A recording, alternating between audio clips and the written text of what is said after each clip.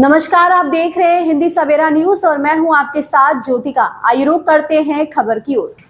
Supreme court से मुस्लिम पक्ष ने अपनी याचिका वापस ली।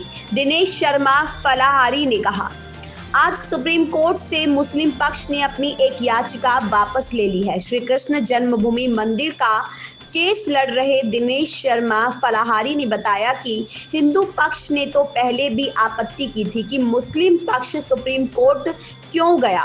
उन्होंने कहा कि मुस्लिम पक्ष के पास इलाहाबाद हाई कोर्ट की डबल बेंच में जाने का अवसर था, लेकिन मुस्लिम पक्ष इलाहाबाद हाई कोर्ट नहीं गया और सीधा सुप्रीम कोर्ट चला गया। तो सुप्रीम कोर्ट ने भी मुस्लिम पक्ष को कहा था कि आपको पहले हाई कोर्ट की डबल बेंच में जाना चाहिए था, लेकिन आप आ गए हैं तो हम आपको सुनेंगे। मुस्लिम पक्ष को कुछ ऐसा लगा कि यह बात सही है, तब वह अपनी याचिका वापस ली। अब मुस्लिम पक्ष सिंगल बेंच न्यायालय के आदेश के खिलाफ सुनवाई के लिए हाई कोर्ट की डबल बेंच वाली पीठ में जाएगा। दिनेश शर्मा ने बताया कि इलाहाबाद हाई कोर्ट ने लगातार 4 महीने बहस सुनने के बाद में यह आदेश दिया था और एक एक बिंदु पर कई दिन बहस चली। उन्होंने कहा कि मुस्लिम पक्ष और हिंदू पक्ष की लगातार बहस सुनने के बाद न्यायालय ने यह ऐतिहासिक निर्णय दिया था। माननीय इलाहाबाद हाई कोर्ट ने भी मान लिया था कि श्री कृष्ण जन्म स्थान से संबंधित जितने भी मुकदमे चल रहे हैं वह पोषणीय और सुनवाई योग्य है और मेंटेबल है। मुस्लिम पक्ष को भी समझाना चाहिए कि न्यायालय ने सबूत के आधार पर फैसला दिया है। न्यायालय ने प्रत्येक बिंदु पर बहस को सुना है। उन्होंने कहा, इलाहाबाद हाई कोर्ट ने पूजा उपासना अधिनियम 191, लिमिटेशन एक्ट, वक्फ बोर्ड एक्ट आदि सभी बहस को लगातार सुना। प्रताप सिंह की रिपोर्ट। मुस्लिम पक्ष ने श्री कृष्ण जन्मस्थान वाले केस में अपनी याचिका वापस ले ली है। ये बहुत अच्छी बात है। हिंदू पक्ष ने तो पहले भी इस पर आपत्ति की थी, क्योंकि जब हाई कोर्ट ने फैसला दिया था और लगभग 4 महीने बहस सुनने के बाद ये आदेश दिया था कि जन्म स्थान से संबंधित सभी मुकदमे सुनवाई योग्य हैं, मेंटेबल हैं, तो ये फैसला कोई एक दिन का फैसला नहीं है। यह फैसला माननीय न्यायालय द्वारा हिंदू पक्ष और मुस्लिम पक्ष के अधिवक्ताओं के मध्य में लंबी बहस सुनने के बाद दिया था। एक एक बिंदु पर कई दिन बहस चली। लिमिटेशन एक्ट पर, वक्फ बोर्ड एक्ट पर, पूजा उपासना अधिनियम 1991 पर लगातार बहस चली।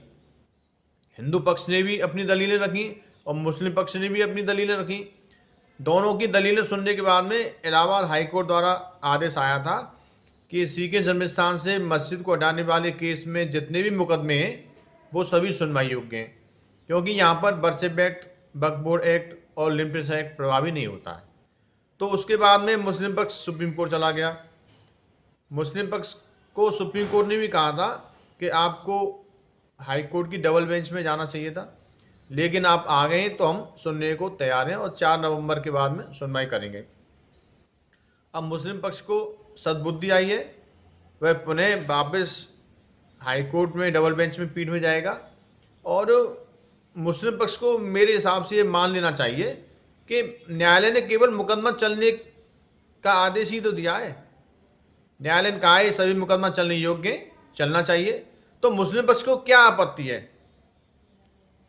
अपने पास जो भी मुस्लिम पक्ष के पास साक्ष्य हो वो न्यायालय में जमा करे, हिंदू पक्ष अपने साक्ष्य जमा करेगा, सभी सबूतों के आधार पर फैसला होगा। मुस्लिम पक्ष के पास में तो बिजली का बिल भी नहीं है जिसे वो जमा कर सके। मुस्लिम पक्ष तो केवल और केवल मामले को लटकाने का प्रयास कर रहा है। मुस्लिम पक्ष चाहता है कि ये मामला लंबा खिंचे। अरे भाई, तुम्हारे पास सबूत नहीं है तो अपनी यहाँ से मस्जिद हटा लो, हम आपको मेवात में जगह देने को तैयार हैं। आप क्यों नहीं मानते? यदि आपको डबल बेंच की पीठ में जाना है हाई कोर्ट में इलाहाबाद में, तो आप वहाँ भी जाइए, क्योंकि हिंदू पक्ष अपनी कलम की ताकत से, न्यायालय के सहयोग से ये लड़ाई लड़ने को तैयार है। हिंदू पक्ष को न्यायालय पर पूरा विश्वास है, न्यायालय सबूतों के आधार पर फैसला देगी, लेकिन मुस्लिम पक्ष को न्यायालय में विश्वास नहीं है, इसलिए वो बार बार अपील करता रहता है। इस खबर में बस इतना ही। बने रहिए हिंदी सवेरा न्यूज के साथ।